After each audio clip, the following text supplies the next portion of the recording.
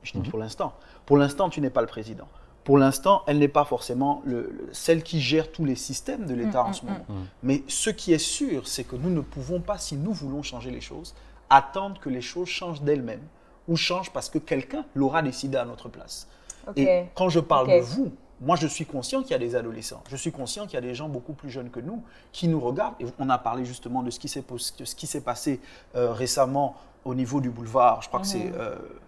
En tout cas, l'insécurité tout autour de la démocratie. Les jeunes qui prenaient les sacs, ce sont des ados. La plupart, justement, n'ont peut-être pas de mère, n'ont peut-être pas de père. Ils sont livrés à eux-mêmes. Mais ce que je dis, c'est que si nous ne faisons rien, nous qui sommes des leaders et qui sommes chrétiens, si nous ne faisons rien, rien ne va se faire. Parce que la responsabilité première d'apporter la lumière n'est pas sur l'État. La responsabilité première de changer les choses n'est pas sur le gouvernement, c'est sur nous. En tant que jeunes, parce que nous avons une vision que la plupart de ces gens n'ont plus. Ils sont à une période de leur vie où ils ont vécu et ils ne pensent même plus à changer les choses. Les choses telles qu'elles sont les arrangent. Et ils sont en train de transmettre cette mauvaise logique à des gens qui sont autour d'eux. Si nous ne faisons rien, si nous ne nous levons pas, les choses s'empireront. Elles ne resteront pas comme elles sont. D'accord, Pasteur Michel, le système que j'ai décrit et auquel vous avez corroboré... Après, on dit qu'on fait un monologue, toi et moi, quand on parle en réunion, souvent... Oui, mais sauf que l'argument que vous venez d'énoncer me semble être un peu incohérent. Parce qu'on ne peut pas être le détenteur on va dire ça comment, de la clé de la libération, alors qu'on est l'outil, en fait, qui est utilisé. Ce que je veux dire, c'est quoi? C'est que le jeune est dans un système. Ce système-là conditionne ce jeune. Mais vous êtes en train de dire que ce jeune qui est conditionné par ce système doit devenir l'opposition de ce système pour le délivrer.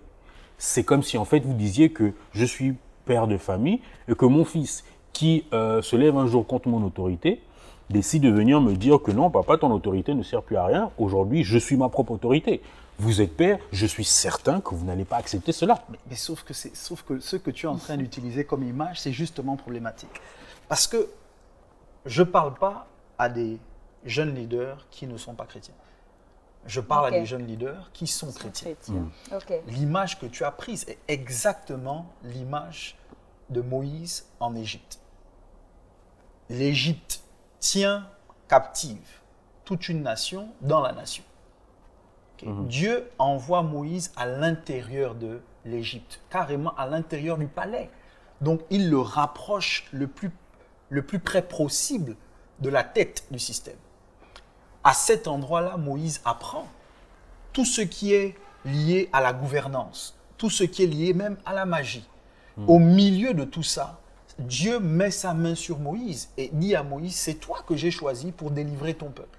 Donc, oui, et ce que je crois avec fermeté, c'est qu'on ne change pas un système de l'extérieur.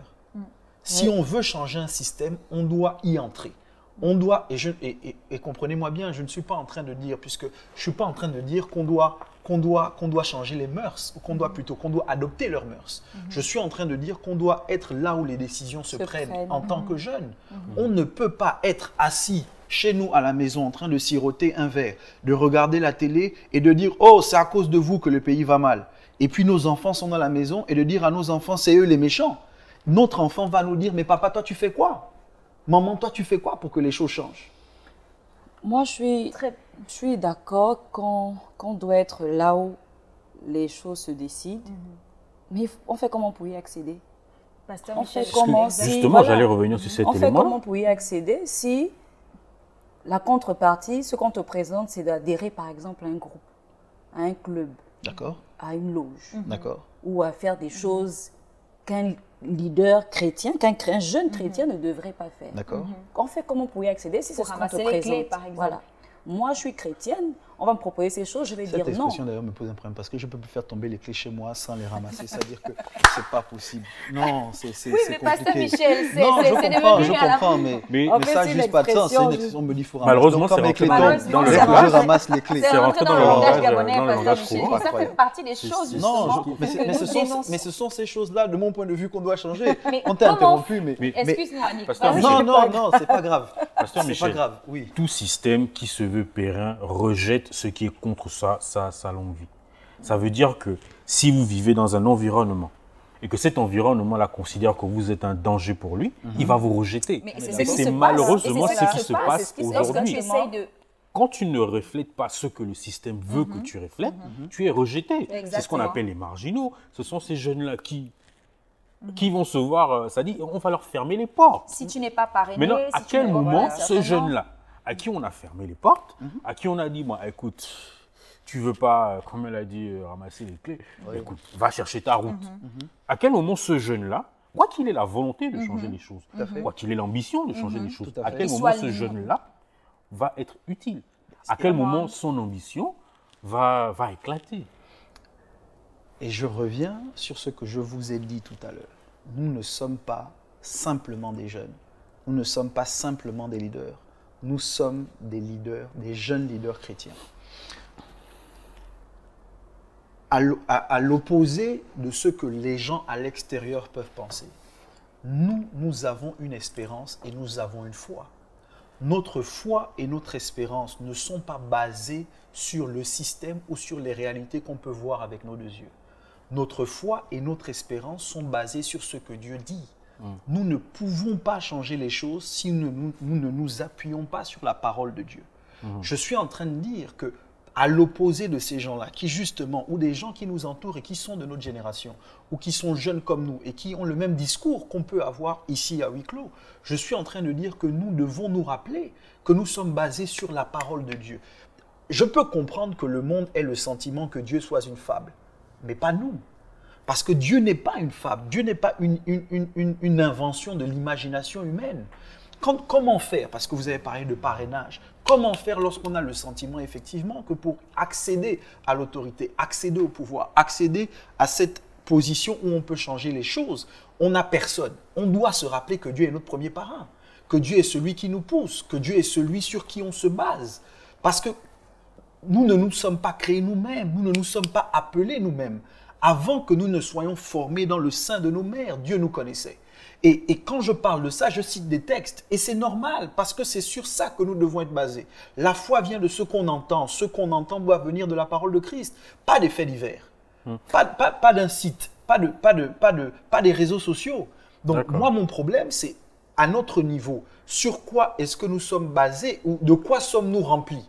Est-ce que c'est possible encore d'être un jeune chrétien leader et d'être rempli de la parole de Dieu, ou parce qu'on vit dans le monde, on doit devenir comme lui?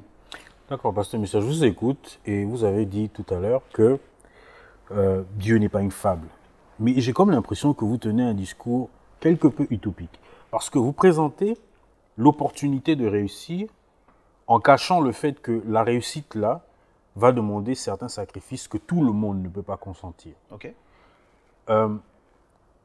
La volonté de changer, la volonté d'avancer ou la façon dont on gère nos activités, ça vient de notre éducation, ça vient de notre mindset. Yeah. Si vous avez 20 personnes qui ont envie de changer les choses, et en plus de ces 20 personnes, vous avez 50 autres qui ne veulent pas changer les choses, ça veut dire que vous opposez 20 personnes à 50 personnes. Ce que vous êtes en train de dire, c'est que une mentalité va devoir se battre contre une autre mentalité. Sauf que la mentalité contre laquelle vous demandez qu'on se batte est établie depuis plus longtemps. Ça veut dire qu'aujourd'hui, la conception ou l'éducation qu'on a donnée aux jeunes, que ce soit nous, ceux qui sont un peu plus grands que nous et ceux qui sont plus petits que nous, n'est pas la même que celle que vous prenez, n'est pas la même que celle que vous voulez développer. Donc, dans quelle mesure, moi qui suis chrétien, moi qui ai un mindset différent de celui qui est dehors, parce que lui, il est habitué à voir certaines choses, qu'est-ce que moi, je vais aller lui dire? Il a vu récemment, encore, vous avez vu le fait divers de corruption à la mairie. C'est ce que je vois tous les jours. Ça veut dire que l'éducation que je reçois, c'est si tu n'as pas, prends. Si tu veux, et quand on te refuse, prends. Ça veut dire qu'en réalité, on ne me dit pas que je peux changer les choses. On me dit, c'est le système dans lequel on évolue. Donc, si tu veux ta place, fais comme les autres. Donc, moi, je viens pour leur dire, comme vous êtes en train de dire, qu'en réalité, tu n'es pas obligé de faire ça parce que c'est pas bien, parce que tu es chrétien, parce que tu dois changer les choses. Mais si je n'ai pas le pouvoir, si je n'ai pas, que ce soit le pouvoir politique ou financier, si je ne l'ai pas, mes idées, elles restent mes idées. Ma mentalité, elle reste ma mentalité. Donc, qu'est-ce qu'on fait d'abord pour influencer l'éducation des jeunes, pour influencer la mentalité des jeunes, la manière de penser? Et qu'est-ce qu'on fait pour influencer ceux qui sont déjà dans le système et qui devraient être les premiers leviers d'opposition, en fait, puisqu'ils sont dans le système et qui sont déjà à la place à laquelle on aspire pour changer les choses. Depuis, elle veut parler, donc on va l'écouter. Non, c'était pour aller dans son sens, puisque d'une certaine façon, on se sent limité. On n'a pas de pouvoir financier, on n'a pas de pouvoir politique. Et comme si ce n'était pas suffisant, on est en train de nous asphyxier sur le plan liberté.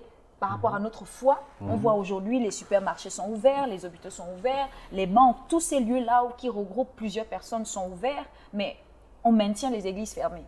Ça veut dire que les chrétiens, non seulement jeunes chrétiens, on se sent limité, mais même là, pour vivre notre foi, parce que si même la conjoncture est difficile, mais de savoir qu'on peut s'appuyer sur notre foi pour dépasser cette conjoncture, on nous empêche de nous réunir. Donc, comment faire en fait?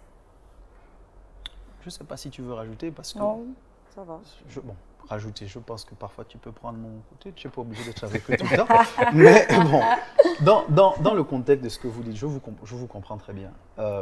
Sauf que tout ce que vous me présentez, ce sont des limites. Et vous me dites, pasteur, voilà nos faiblesses. On est jeune, mais on est faible. Et moi, je suis pasteur. Je ne suis pas d'abord économiste, je ne suis pas d'abord un homme politique, je ne suis pas d'abord un banquier, je ne suis pas d'abord un financier, je suis d'abord un homme de foi. Okay? Et en tant qu'homme de foi, ou en tant qu'homme spirituel, okay, je dois me rappeler qu'en réalité, les limites que la société m'impose ne peuvent pas être mes limites si je ne les accepte pas. Parce que le Dieu que je sers, le Dieu auquel j'appartiens, est un Dieu illimité. Tu as parlé tout à l'heure, dans la question que vous avez posée, vous avez dit, OK, comment on accède à ces lieux-là si au final, quand on veut y entrer, parce qu'on veut pouvoir influer aux différentes sphères d'autorité dans la nation, comment on y accède si les gens qui y sont déjà ont mis des conditions, okay, des barrières, mais des conditions pour y entrer. Okay? Ce que je crois, c'est qu'en travaillant, en restant intègre, en gardant les valeurs que nous prônons à cause de la parole de Dieu, okay, Dieu est capable de frayer un chemin. Okay? C'est vrai que ça peut paraître utopique. C'est vrai que ça peut paraître illusoire. Mais les amis, c'est-à-dire que tout ce que toi tu as décrit en étant comment est-ce qu'on peut changer un système qui est enraciné depuis des années? C'est l'histoire de Moïse. Comment est-ce qu'on peut opposer une idéologie qui est totalement contraire à celle qu'on porte? C'est l'histoire de Jésus. Jésus a réussi avec nous hommes à changer le monde. Aujourd'hui, la foi qu'on prône n'a pas commencé au sommet de la société. La foi qu'on prône a commencé dans la population. Les gens que Jésus a utilisés pour mettre le monde sens dessus dessous n'étaient pas des ministres, n'étaient pas, merci, là tu commences à prêcher, n'étaient pas des pasteurs, n'étaient pas des rabbis, c'était des pécheurs, c'était des gens sans instruction. C'est vrai que plus tard, Dieu a attrapé Paul et Dieu a utilisé Paul pour écrire les 2 tiers du Nouveau Testament. Mais dans le contexte actuel, qu'est-ce que ça représente? Ça veut dire que Dieu est capable de te prendre toi, qui n'a pas d'origine royale, qui n'est pas le fils d'eux. Et Dieu est capable de faire de toi quelqu'un qui va s'asseoir à la table des grands et qui va apporter une autre idéologie. Parce qu'au final, écoute, ce que tu dis, c'est comment on réussit quand on va à contre-courant. Moi, j'ai envie de te dire, c'est qu'il n'y a pas d'autre moyen de réussir que d'aller à contre-courant. Parce que si tu réussis, si c'est simplement parce que le courant te porte que tu as réussi, tu ne peux pas dire que tu as réussi. Tu sauras que tu as réussi quand tu as été capable d'aller à contre-courant et de t'imposer là où les gens ont dit jamais tu n'y arriveras, jamais tu ne seras. Donc moi, je ne crois pas juste en nous, les amis. Je crois en Dieu qui est capable de prendre le pauvre et de le faire asseoir à la table des grands. Et je sais que je prêche, mais c'est vous qui me provoquez. Dans le contexte de ce qu'on dit, est-ce que c'est possible de changer les choses? Oui. Comment? Pas d'abord sur la base de notre intelligence, parce qu'il y a des gens plus intelligents que nous. Pas d'abord sur la base de nos compétences, parce qu'il y a des gens plus compétents que nous. Je ne dis pas qu'il ne faut pas travailler. Je ne dis pas, parce qu'on parlait même de l'éducation tout à l'heure, on était en train de dire c'est difficile. Les gens qui vont étudier, parfois, n'ont même pas, du moins les diplômes qu'ils ont, ils ne peuvent pas les faire valoir dans la société. Je ne dis pas qu'il ne faut pas se faire former. Je dis, après avoir fait tout ce qu'on devait faire, on a la responsabilité et l'obligation de compter sur Dieu. Et les amis, tu l'as dit tout à l'heure en parlant de quelqu'un qui a été, comment on appelle ça, attrapé en disant qu'il a dérobé dans les caisses. Moi, s'il y a une chose dont je suis sûr, c'est Dieu qui fait et qui défait les rois. C'est Dieu qui élève et qui abaisse. Il n'y a aucun homme sur la surface du globe qui soit resté assis à une position. Même les gens qui aujourd'hui semblent être les plus forts, semblent avoir le plus de pouvoir, ils ne sont pas éternels. Ils sont là pour un temps et ils y sont parce que Dieu le permet. Mais tôt ou tard, les amis, il faut qu'on sache, et c'est ça qui prend mes entrailles, c'est que les gens là vont mourir un jour. Nous, on va mourir un jour. Si on ne se lève pas et on ne fait rien maintenant, notre temps n'est pas éternel. Le temps qui nous est imparti pour changer les choses dans nos familles, dans nos communes, dans nos communautés, dans nos quartiers, dans notre pays, ce temps nous est imparti et de courte durée. Je vous écoute, Pasteur Michel, mais... Non, tu ne m'écoutes pas. Si, je vous écoute. Ce que vous êtes en train de dire, si j'ai bien saisi ce que vous avez dit, c'est que le premier outil que j'ai contre ce contre quoi je me bats, c'est Dieu. Si tu veux le voir comme un outil, moi je verrais plus Dieu comme celui qui... Le premier partenaire de choix, c'est-à-dire l'acteur principal même, en griffe, de ce que je vais faire. Mais, Pasteur Michel, ce que je vous ai dit tout à l'heure, pour moi, ça a toujours du sens. Je vis dans un pays, ce pays a des réalités. Et je ne peux pas décider d'agir sans tenir compte des réalités de ce pays. D'accord. Je vous ai pris l'exemple de 20 personnes et 50 personnes, c'était à dessein. Parce qu'aujourd'hui, la minorité, c'est elle qui pense. Et c'est vrai aussi dans l'autre camp. C'est-à-dire que c'est une minorité qui pense et les autres agissent selon la pensée des autres. D'accord. Ça veut dire que si je décide de me lever, elle a dit tout à l'heure, et c'est un fait que nous constatons tous, aujourd'hui les églises sont fermées. La possibilité que nous avons de nous réunir, elle est restreinte. En gros, c'est un peu comme ces stratégies politiques, c'est-à-dire que quand on veut éliminer les droits que le peuple a, on fait passer le peuple comme étant immature. D'accord. Ça veut dire qu'aujourd'hui, on présente le chrétien comme étant inutile à la population.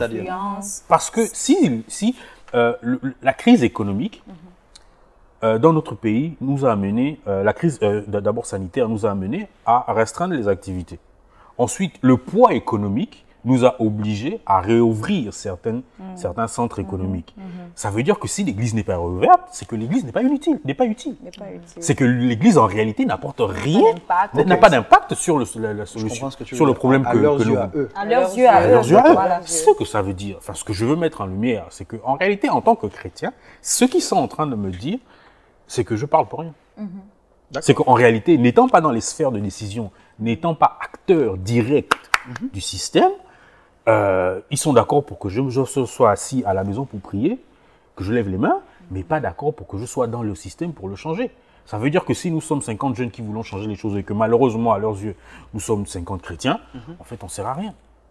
D'accord. Si je tiens compte des réalités dans lesquelles je vis. D'accord. Donc, à ce moment-là, dans ces réalités-là, à quel moment je me dis non, Dieu va faire? Je comprends ce que tu dis. Et dans le contexte de ce que tu as énoncé, je veux juste m'assurer avant de répondre qu'aucune d'entre elles n'a quelque chose à rajouter. Ben, pour moi, la préoccupation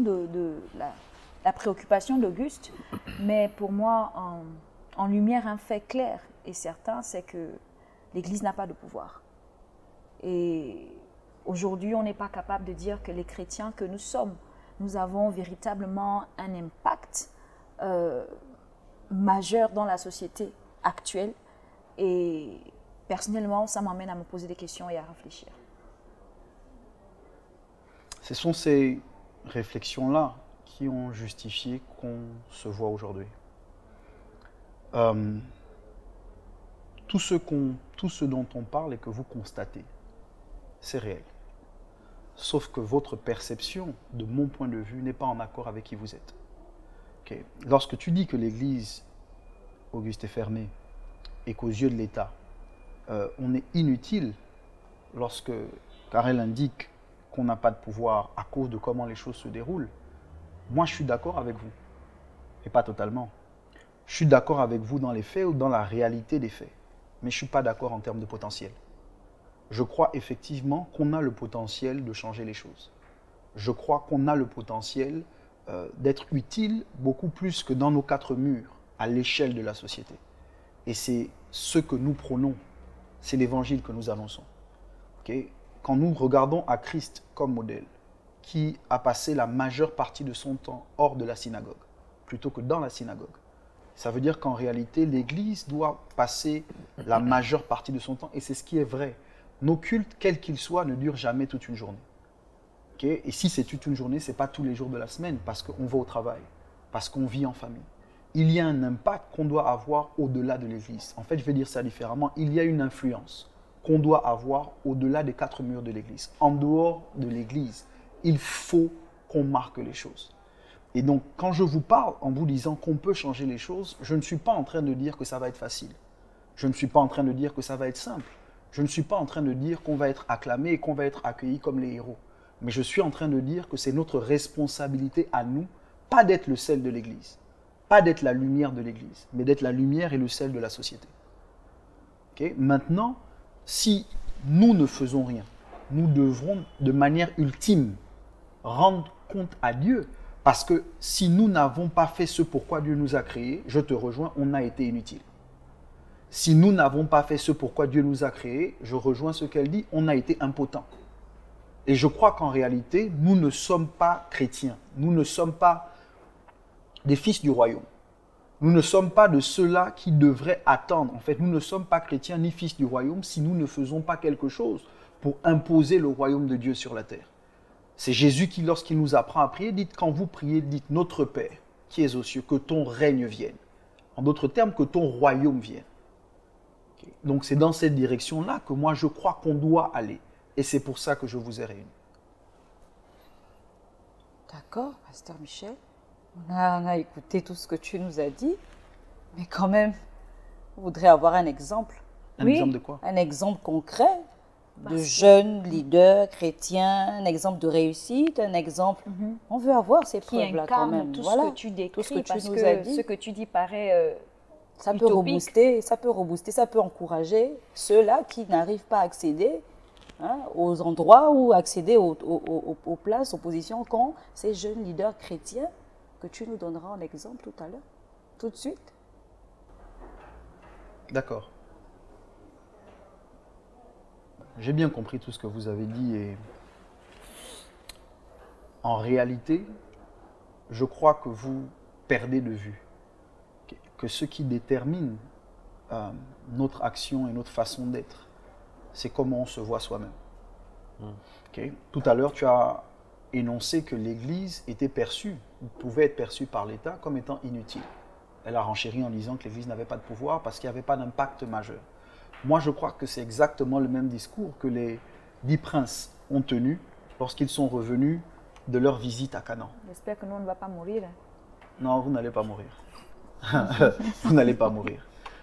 Mais ils ont dit exactement la même chose. Ils ont dit, alors que le peuple était réuni, que Moïse était là et qu'ils avaient été envoyés à 12.